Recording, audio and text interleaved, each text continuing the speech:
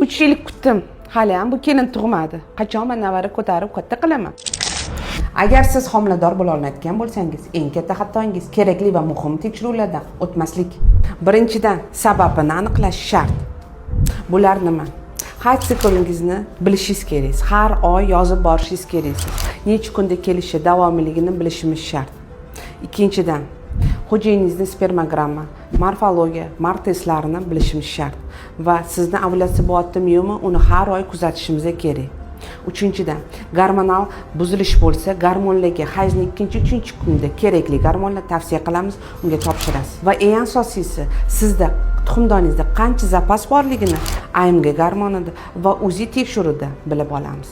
To'g'ri ovqatlanish, to'g'ri turmush tarzingizni yo'lga qo'ying. Eng muhimi, shifokorga erta murojaat qiling. Qancha tez ko'rikka borib, sababini bilsangiz, natija shunda tezgina bo'ladi. Harakatni hozirdan boshlang. Siz ham baxtli ona, baxtli ota bo'lishingiz mumkin.